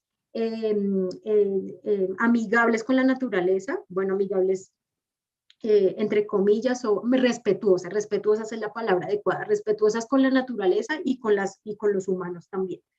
Pero se habla también de un escenario de empoderamiento de las relaciones cercanas, y ahí es donde eso sutil, eso muy femenino, sigue sigue estando como en deuda, y la pregunta es también cómo tener eso en cuenta, aunque no se pueda contar, ¿cierto?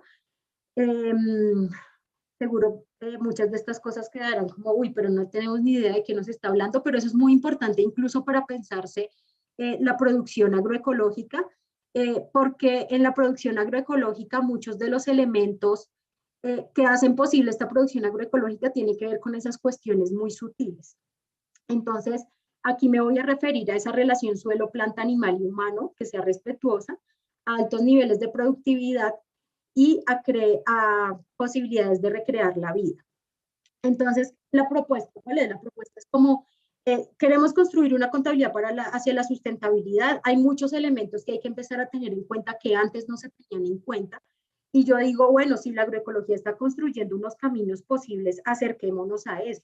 Veamos el contexto, entendamos en qué consiste, para poder pensar en un diálogo de saberes cuál es el tipo de información que debemos generar para dar cuenta de cómo ocurren estos procesos, para poder medir y valorar cómo aportan todos estos procesos a la sustentabilidad, cómo aporta esto a tener mejores escenarios de vida que sean respetuosos, como vuelvo a decir de nuevo, entre esa relación de la naturaleza humana y no humana. Y para referirme a esto, Esteban, perdón, ¿cuánto tiempo me queda?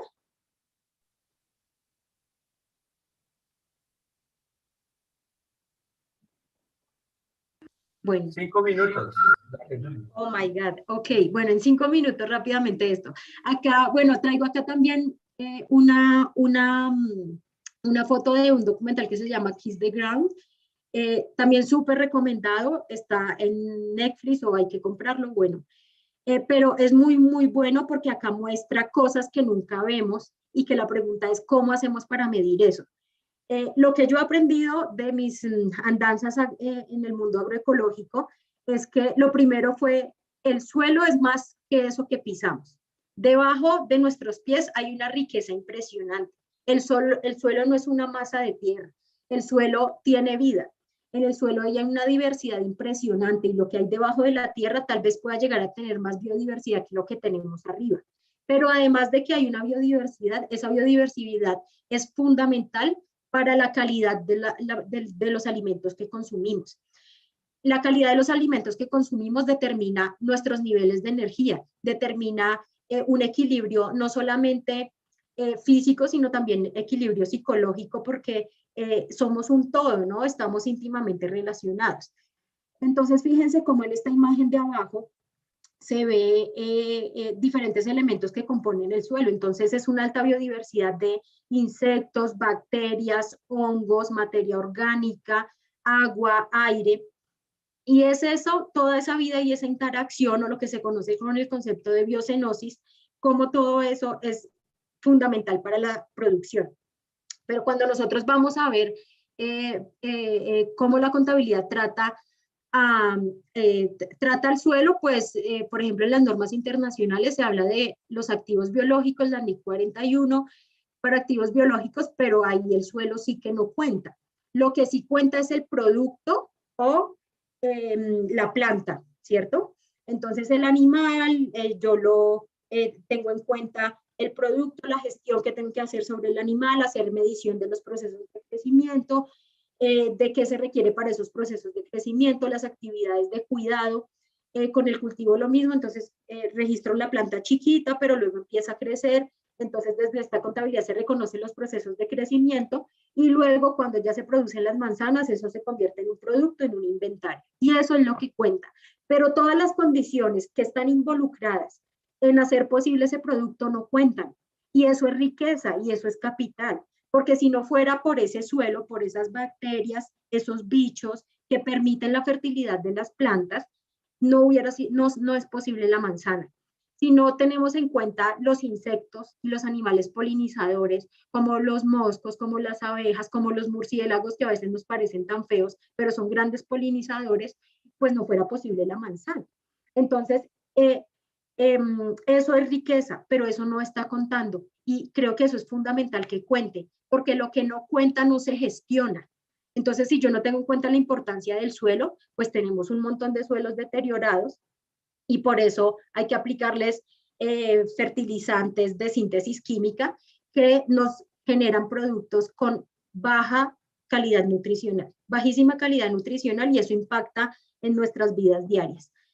Entonces, finalmente eso que no ha contado son esas bases que nos permiten la vida, como toda esa diversidad que hay en el suelo.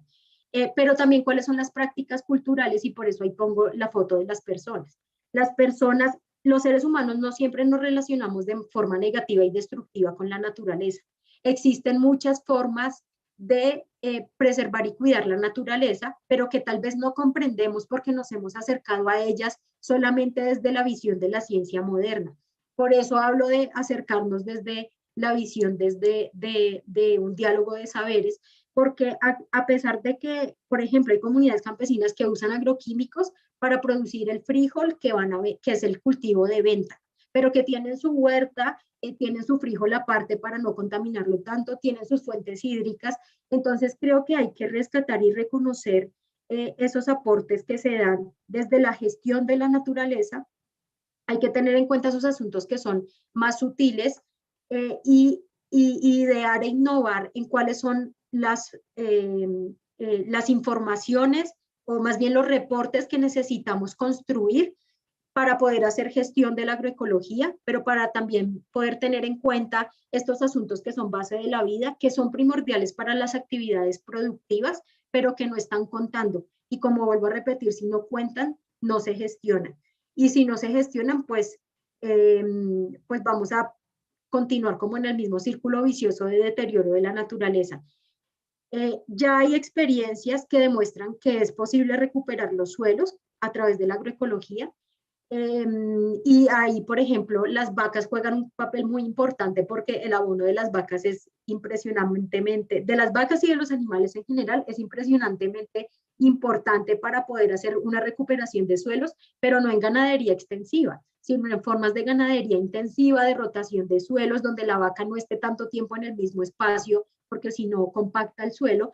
Entonces, esto tiene que ver con transformar las relaciones, pero también con transformar los conceptos, y a través de transformar esos conceptos mirar qué tipo de información es la que se necesita para que esto que no se gestiona y que no ha contado empiece a contar. Y bueno, dejo hasta ahí mi presentación. Entonces, pues ante todo esto es una invitación a construir lo que todavía no existe, pero a reconocer las bases que nos van a permitir construir una contabilidad para la sustentabilidad y que sea responsable con las necesidades de nuestro contexto colombiano. Acabo en algo de bibliografía y muchas gracias. Muchas gracias, Julia Carolina, por su brillante exposición y por todos estos conceptos que nos has compartido hoy en esta sección. Bueno, vamos a pasar a la parte final de nuestro evento, el cual es todas las secciones son importantes, pero digamos que esta es la parte de retroalimentación entre nosotros y los expositores y los ponentes. Entonces, vamos a leer las preguntas que hay en el chat. Si tiene más preguntas, pueden copiarlas directamente en el chat, o después de leer las preguntas del chat, si usted quiere preguntar directamente en el micrófono, también lo puede hacer. Pero preferiblemente puede copiar la pregunta en el chat. Esteban, Vamos. Aclarar que la profesora Lucía del Carmen Bolaños se le presentó un inconveniente. No nos va a acompañar en la mañana, porque habíamos dicho que iba a estar, pero no puede en la mañana, que en la jornada de la noche sí nos va a acompañar. Bueno, muchas gracias, Alexander, por esa aclaración. Sí, desafortunadamente la profesora Carmen Lucía, quien era una de las invitadas al evento, se le presentó un inconveniente de fuerza mayor y no pudo asistir en la mañana. Sin embargo, en las horas de la noche sí nos va a acompañar. Bueno, muchas gracias, Alexander. Entonces vamos a leer las preguntas que hay aquí en el chat. Y por favor no olviden que pueden seguir haciendo preguntas. Vamos a leer la primera pregunta que tiene por aquí.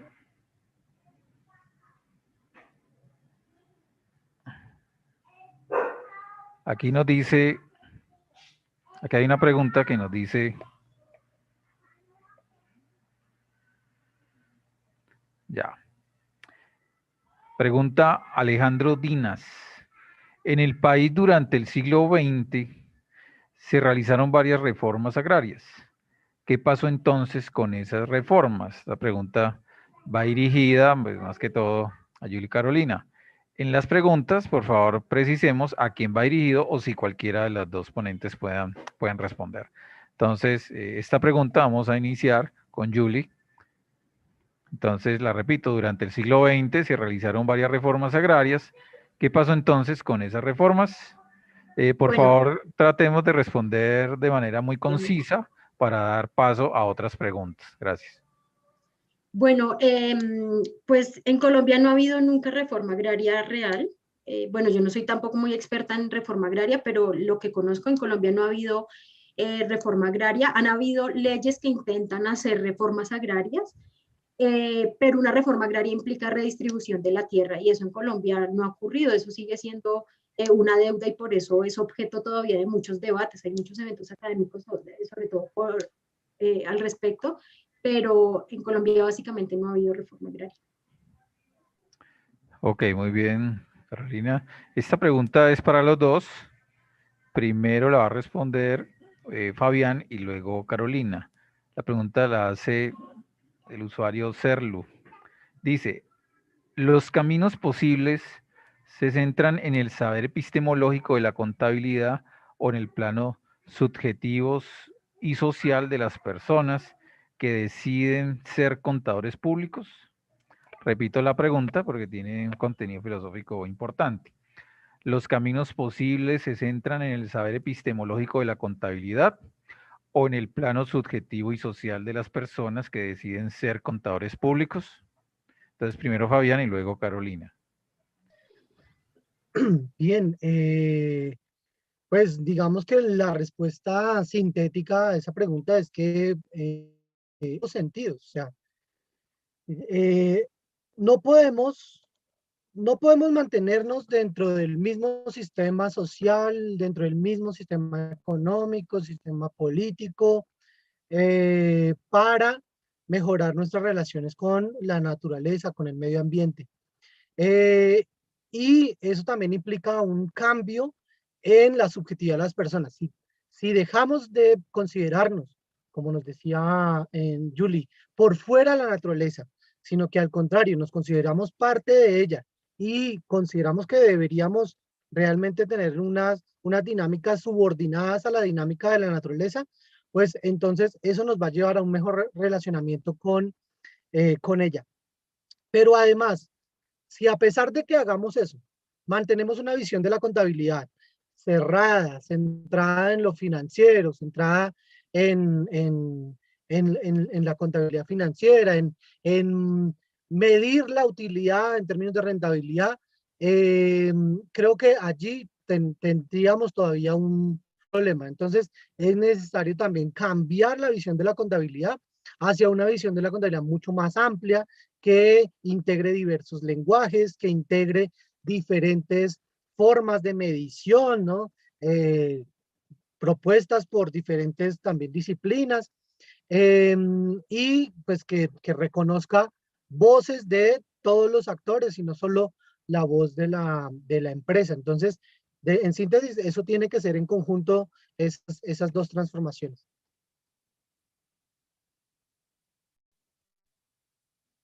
Bueno, gracias, Julie. Solamente quería decir algo de la pregunta anterior que se me olvidó mencionar, y es que no ha sido posible la reforma agraria por el juego de relaciones de poder políticos y económicos, ¿no? Bueno, y frente a la respuesta a esta pregunta, estoy de acuerdo con Fabián que no se trata ni de solo pensarlo desde lo epistemológico o solo desde la subjetividad de quien lo realiza, sino que las dos deben ir juntas, ¿no? O sea, porque los que realizamos las acciones somos los seres humanos a partir de unas creencias que tenemos, unas formas de ver la vida, unas visiones de mundo que van a determinar cómo van a afectar esa subjetividad. Pero cuando nos referimos como a esas necesidades de transformar la manera como conocemos y cómo eso nos permite relacionarnos con el mundo, sin duda hay que hacerlo desde una visión multidisciplinaria. Entonces ahí eso tiene mucho que ver con lo epistemológico, y transformar esas visiones de mundo, porque fíjense que, claro, el centro, y parece que y eso nos lo enseñan en finanzas, bueno, en todo. Entonces, el objetivo básico financiero de la empresa es maximizar sus ganancias, obtener el lucro, ¿cierto? Y hay gente que dice, uy, no, pero es que esas propuestas de ustedes de agroecología como que, o de transformación es como volver al pasado, casi que a veces dicen que volver al taparrabos, lo cual es imposible porque ya no hay bosques suficientes para recolectar. Pero lo otro es que estas formas de producción implican reconocer que la naturaleza es tremendamente generosa, tremendamente fértil y también muy productiva. Y lo que plantean algunos lugares que he visitado es que tampoco es que el beneficio económico no aparezca en estas opciones. Lo que pasa es que ese no es el centro de la acción humana. Esa es una consecuencia de hacer bien las cosas, porque finalmente la naturaleza no la podemos ver solo como algo frágil que estamos destruyendo, también tiene un potencial productivo, incluso para que podamos tener ciertos beneficios económicos, pero de nuevo en respeto entre todos los elementos que permiten que sea posible la producción.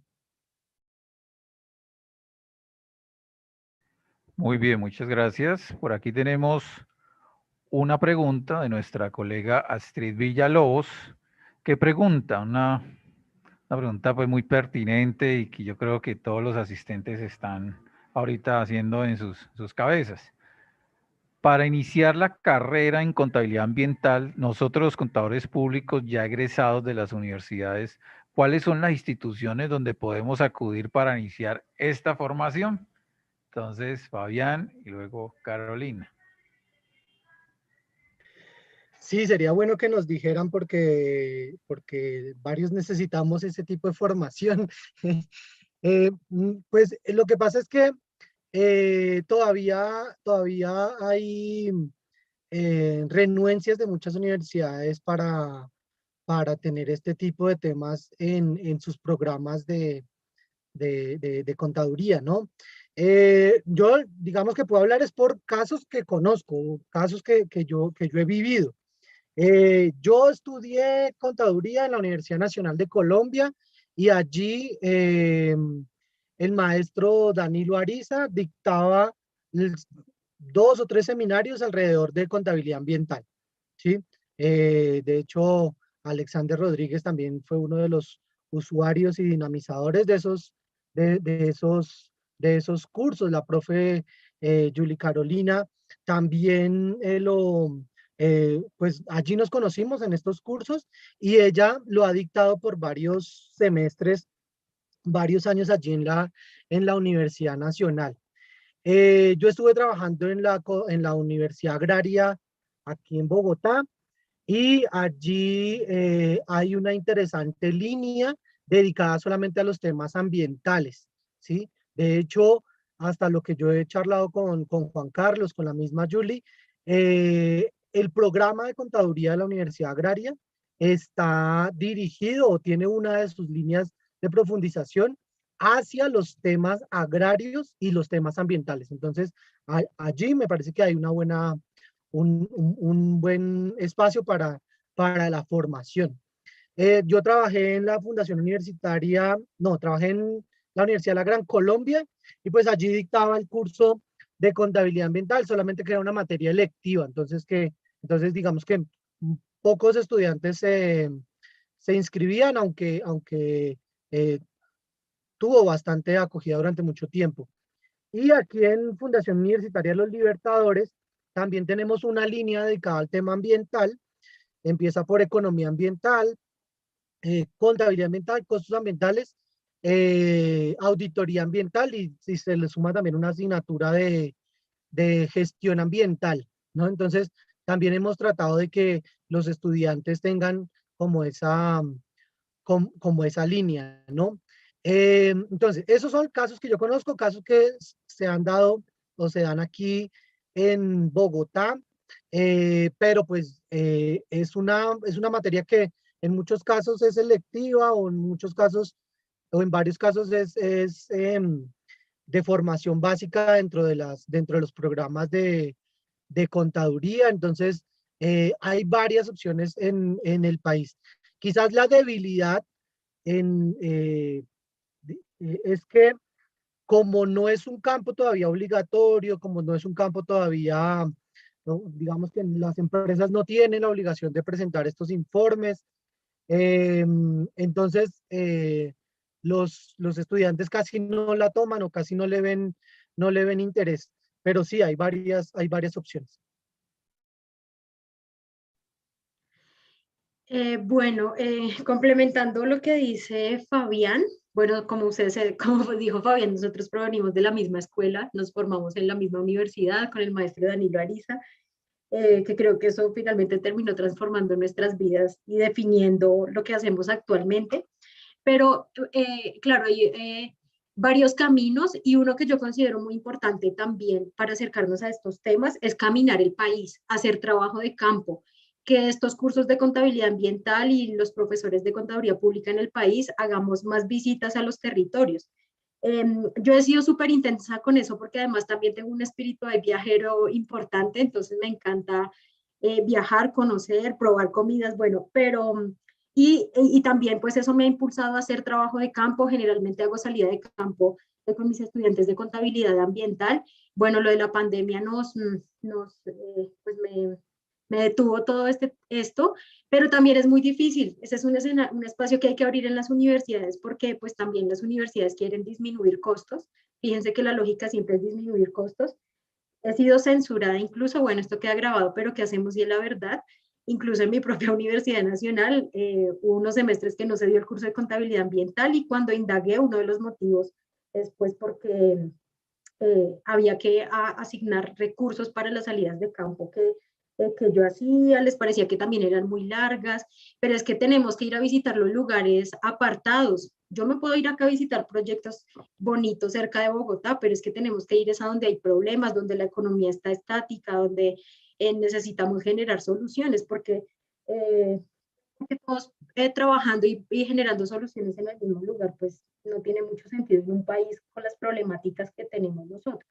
Por otra parte, pues quiero hablar acá de un diplomado que estamos construyendo con la red RICADS, que bueno, Esteban es ahí también líder en esa red, que es un diplomado sobre contabilidad ambiental. Entonces, estamos como a punto de lanzar la propuesta, ya está construida. Ese creo que es un espacio y un escenario que puede ser muy interesante para todos. Y de los cursos de lugares, yo también trabajé en Uniagraria, de hecho participé en el ajuste que se hizo a que el énfasis no fuera solo ambiental, sino también rural. Eso es muy interesante, pero no sé qué ha pasado al respecto. La primera universidad donde trabajé fue la Corporación Universitaria Iberoamericana.